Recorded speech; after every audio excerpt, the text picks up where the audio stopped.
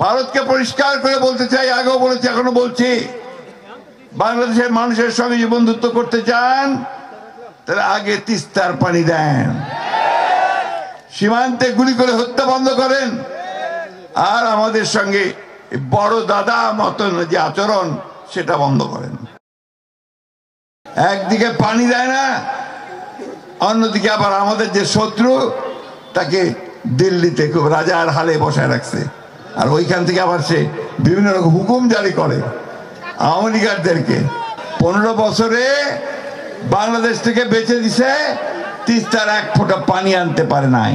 তারা সব বাঁধ ছেড়ে দেয়, গেট খুলে দেয়, তখন সে পানির তোরে আমাদের ঘর বাড়ি গ্রাম ধানের ক্ষেত সব ভেসে যায়, তাই না?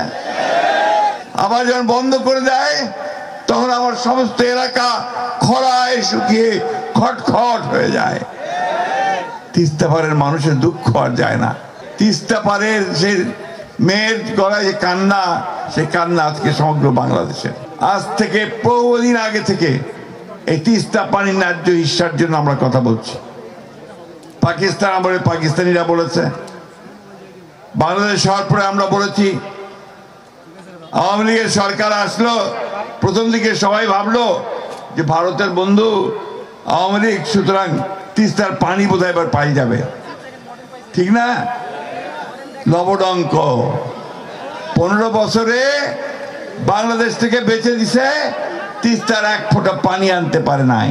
সরকারকে পরিষ্কার করে বলতে চাই, অন্তর্বর্তীকালীন সরকার, কথাই তো বলেন যে আমরা নিরপেক্ষ, তো নিরপেক্ষ কিন্তু এই জায়গায় থাকলে চলবে না। এই জায়গায় আপনাকে মুখ খুলতে হবে, ভারতকে বলতে হবে যে আমার পানির ন্যায্য হিস্সা আমি চাই।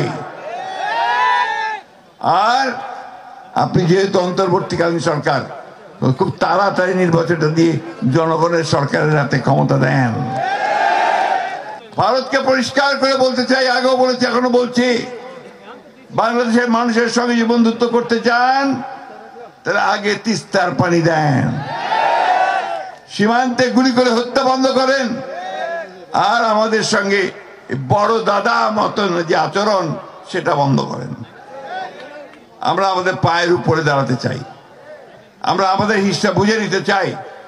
আমরা অবশ্যই ভারতকে একটা বন্ধু ভাবে দেখতে চাই, কিন্তু সেই বন্ধুত্ব হবে সম্মানের সঙ্গে, আমার যে পাওনা সে পাওনা বুঝে দেওয়ার সঙ্গে। লড়াই না করলে কিছু পাওয়া যায় না। সেই লড়াই করেই আমরা তিস্তার পানি আনবো, আমাদের অধিকারগুলো আদায় করে নেব। আজকে সেইভাবে আসুন আমরা সবাই এক হই। আমাদের জন্য অনেক আনন্দের কথা, আজকে এই জনাব তারেক রহমান সাহেব আমাদেরকে নেতৃত্ব দিচ্ছেন। এই ফ্যাসিস্ট হাসিনা সরকারের বিরুদ্ধে তিনি আমাদেরকে নেতৃত্ব দিয়েছেন, এবং সেই কারণে আমরা জয়যুক্ত হতে সক্ষম হয়েছি। আজকে তিনি গোটা বাংলাদেশের মানুষকে ঐক্যবদ্ধ করছেন যে একটা গণতান্ত্রিক ব্যবস্থার জন্য।